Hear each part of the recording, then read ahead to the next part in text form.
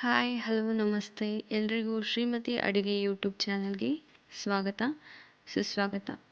ನಾನು ಈ ದಿನ ತೋರಿಸ್ಕೊಡ್ತಾ ಇರ್ತಕ್ಕಂಥ ಅಡುಗೆ ಬೆಂಡೆಕಾಯಿ ಸಾಂಬಾರು ಅಥವಾ ಬೆಂಡೆಕಾಯಿ ಹುಳಿ ಮಾಡೋದು ಹೇಗೆ ಅಂತ, ಹಾಗೂ ಬೆಂಡೆಕಾಯಿಂದ ಆಗ್ತಕ್ಕಂಥ ಉಪಯೋಗಗಳು ಕೂಡ ಏನು ಅಂತ ಹೇಳ್ಬಿಟ್ಟು ತಿಳಿಸ್ಕೊಡ್ತಿದ್ದೀನಿ.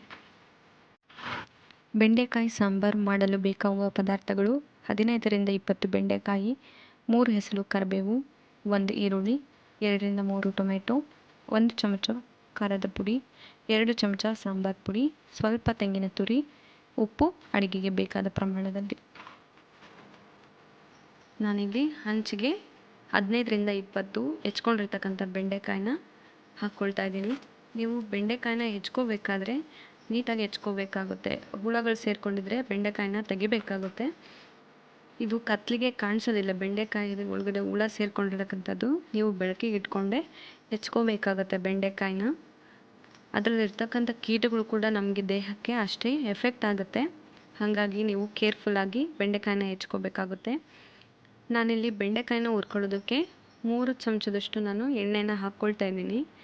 ಕಾಯಿನ ನೀಟಾಗಿ ಹುರ್ಕೊಂಡಷ್ಟು ಕೂಡ ಸಾಂಬಾರು ಕೂಡ ಅಷ್ಟೇ ಟೇಸ್ಟಾಗಿರುತ್ತೆ. ಹಾಗೆ ನೀವು ನೋಡ್ತಾ ಇರ್ಬೋದು, ಇದರಲ್ಲಿ ಮೇಲೆ ಎಳೆ ಎಳೆ ಎಲ್ಲ ಕಾಣಿಸ್ತಾ ಇದೆ.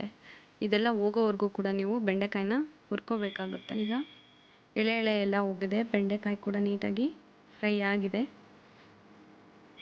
ನೋಡ್ತಾ ಇರ್ಬೋದು, ಎಲ್ಲೂ ಕೂಡ ಎಳೆ ಎಳೆ ಕಾಣಿಸ್ತಾ ಇಲ್ಲ. ಬೆಂಡೆಕಾಯಿ ಕೂಡ ಅಷ್ಟೇ ನೀಟಾಗಿ ಫ್ರೈ ಆಗಿದೆ. ಸ್ಟವ್ನ ಆಫ್ ಮಾಡಿಬಿಟ್ಟು ನಾನು ಬೆಂಡೆಕಾಯಿನ ಸಪ್ರೇಟಾಗಿ ಎತ್ತಿಟ್ಕೊಂಡಿದ್ದೀನಿ. ಈಗ ಒಂದು ಪಾತ್ರೆ ತೊಗೊಂಡ್ಬಿಟ್ಟು ಒಗ್ಗರಣೆ ಹಾಕ್ಕೊಳ್ತಾ ಇದ್ದೀನಿ. 2ರಿಂದ 3 ತುಪ್ಪದ ಚಮಚದಷ್ಟು ನಾನಿಲ್ಲಿ ಎಣ್ಣೆ ಹಾಕ್ಕೊಂಡಿದ್ದೀನಿ. ಸಾಸಿವೆ ಹಾಕ್ಕೊಳ್ತಾ ಇದ್ದೀನಿ. ಈಗ 1-2-3 ಹೆಸರಿನಷ್ಟು ಕರಿಬೇವನ್ನ ಹಾಕ್ಕೊಳ್ತೀನಿ. ನಾನಿಲ್ಲಿ 1 ಈರುಳ್ಳಿ ಮಾತ್ರ ಹಾಕ್ಕೊಳ್ತಾ ಇದ್ದೀನಿ. ಜಾಸ್ತಿ ಬೇಕು ಅನ್ನೋರು 2 ಹಾಕ್ಕೋಬೋದು. ಈರುಳ್ಳಿನ ನೀಟಾಗಿ ಒಗ್ಗರಣೆಯಲ್ಲಿ ಫಸ್ಟು ಫ್ರೈ ಮಾಡ್ಕೊಳ್ಳೋಣ. ಈರುಳ್ಳಿ ಬೇಯೋದಕ್ಕೆ ನಾನೀಗ ಒಂದು ತಟ್ಟೆ ಮುಚ್ಚಿಬಿಟ್ಟು 1-2 ನಿಮಿಷ ಬಿಡ್ತಾ ಇದ್ದೀನಿ, ಸ್ವಲ್ಪ ಮಾಡ್ಕೊಳ್ಳೋದಕ್ಕೆ. 2 ನಿಮಿಷ ಆಗಿದೆ. ನಾನೀಗ ಪ್ಲೇಟ್ನ ತೆಗಿತಾ ಇದ್ದೀನಿ. ಈರುಳ್ಳಿ ಲೈಟಾಗಿ ಮಾಡ್ಕೊಂಡಿದೆ. ನಾನೀಗ ಇದಕ್ಕೆ ಹೆಚ್ಕೊಂಡಿರ್ತಕ್ಕಂಥ ಮೀಡಿಯಮ್ ಸೈಜ್ ಟೊಮೆಟೊ 3 ಹಾಕ್ಕೊಂಡಿದ್ದೀನಿ. ಟೊಮೆಟೊನ ಒಗ್ಗರಣೆಗೆ ಹಾಕ್ಕೊಳ್ತಾ ಇದ್ದೀನಿ. ಟೊಮೆಟೊ ಹಾಕ್ಕೊಂಡ್ರೂ ಕೂಡ ನೀವಿಲ್ಲಿ ಸ್ವಲ್ಪ ಹುಣಸೆ ಹುಳಿನ ಹಿಂಡ್ಕೋಬೇಕಾಗುತ್ತೆ. ಯಾಕಂದರೆ ಹುಣಸೆ ಹುಳಿ ಹಿಂಡ್ಕೊಳ್ಳೋದ್ರಿಂದ ಸ್ವಲ್ಪ ಈ ಸಾಂಬಾರಿಗೆ ಟೇಸ್ಟ್ ಜಾಸ್ತಿನೇ ಸಿಗುತ್ತೆ. ಹಾಗೆ ಒಗ್ಗರಣೆನ 3ರಿಂದ 4 ನಿಮಿಷ ನೀವು ಫ್ರೈ ಮಾಡಬೇಕಾಗುತ್ತೆ. ನೀಟಾಗಿ ಒಗ್ಗರಣೆ ಫ್ರೈ ಆಗೋಕ್ಕೆ ಬಿಡಿ.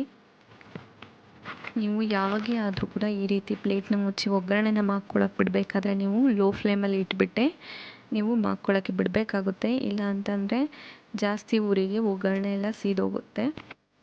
ನೀವು 2 ನಿಮಿಷಗಳ ಕಾಲ ಹಾಗೆ ಪ್ಲೇಟನ್ನು ಮುಚ್ಚಿ ಬಿಡಬೇಕಾಗುತ್ತೆ. 2 ನಿಮಿಷಗಳ ನಂತರ ನಾನೀಗ ಪ್ಲೇಟನ್ನು ತೆಗಿತಾ ಇದ್ದೀನಿ. ನೋಡ್ಬೋದು ನೀವು, ಒಗ್ಗರಣೆ ಎಲ್ಲ ನೀಟಾಗಿ ಬೆಂದಿದೆ. ಬೆಂದಿರೋಂಥ ಈ ಒಗ್ಗರಣೆಗೆ ನಾನೀಗ ಬೆಂಡೆಕಾಯಿ ಹುರ್ಕೊಂಡಿರ್ತೀನಲ್ಲ, ಆ ಬೆಂಡೆಕಾಯಿನ ಒಗ್ಗರಣೆಗೆ ಹಾಕ್ಕೊಳ್ತಾ ಇದ್ದೀನಿ. ನಾನಲ್ಲಿ ಕೊಬ್ಬರಿನೂ ಕೂಡ ಅದ್ರ ಜೊತೆಗೇ ಹಾಕ್ಕೊಳ್ತಾ ಇದ್ದೀನಿ. ಸ್ವಲ್ಪ ಮಟ್ಟಿಗೆ ನಿಮ್ಗೆ ಎಷ್ಟು ಬೇಕು ಅನಿಸುತ್ತೋ ಅಷ್ಟು ಕೊಬ್ಬರಿನ ಹಾಕ್ಕೋಬೋದು. ಅರ್ಧ ಬಟ್ಲು ಹಾಕ್ಕೊಳಂಗಿದ್ರೆ ಅರ್ಧ ಬಟ್ಲು ಕೂಡ ಹಾಕ್ಕೋಬೋದು. ರುಚಿ ಇನ್ನೂ ಚೆನ್ನಾಗಿರುತ್ತೆ. ಕೊಬ್ಬರಿ ಹಾಕೋದ್ರಿಂದ ಸಾಂಬಾರು ಕೂಡ ಮಂದಗಾಗುತ್ತೆ, ರುಚಿ ಕೂಡ ಹೆಚ್ಚಿಗೆ ಸಿಗುತ್ತೆ. ಚೆನ್ನಾಗಿ ಬೆಂಡೆಕಾಯಿನ ಒಗ್ಗರಣೆ ಜೊತೆ ಮಿಕ್ಸ್ ಮಾಡ್ಕೊಂಡ ನಂತರ ನಾನಿಲ್ಲಿ 2 ಲೋಟದಷ್ಟು ನೀರನ್ನ ಹಾಕ್ಕೊಳ್ತಾ ಇದ್ದೀನಿ.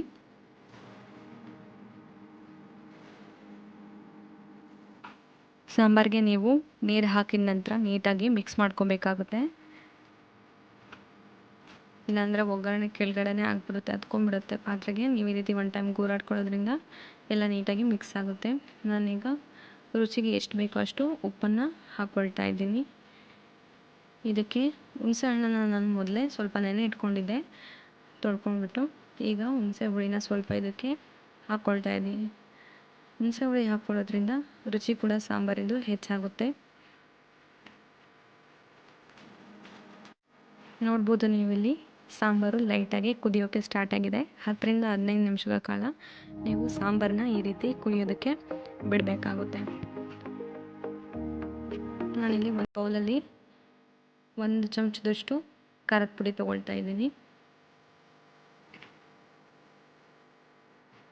ಹಾಗೆ 2 ಸ್ಪೂನಷ್ಟು ನಾನಿಲ್ಲಿ ಮನೆಯಲ್ಲೇ ಮಾಡಿರ್ತಕ್ಕಂಥ ಸಾಂಬಾರು ಪುಡಿ, ಗಟ್ಟಿ ಸಾಂಬಾರು ಪುಡಿನ 2 ಚಮಚದಷ್ಟು ಹಾಕ್ಕೊಳ್ತಾ ಇದ್ದೀನಿ.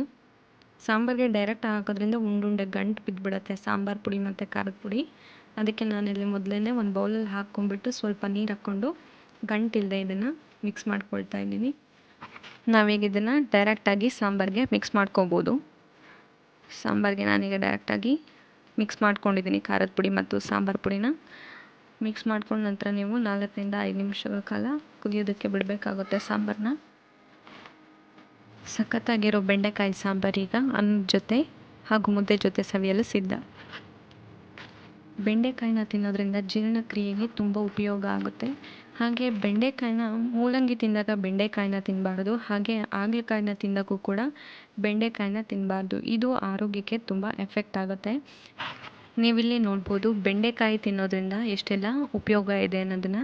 ನೀವು ನಿಮ್ಮ ಪ್ರತಿನಿತ್ಯ ಜೀವನದಲ್ಲಿ ಬೆಂಡೆಕಾಯಿನ ಸೇವಿಸಿ. ಇದು ಆರೋಗ್ಯಕ್ಕೆ ತುಂಬ ಒಳ್ಳೆಯದು.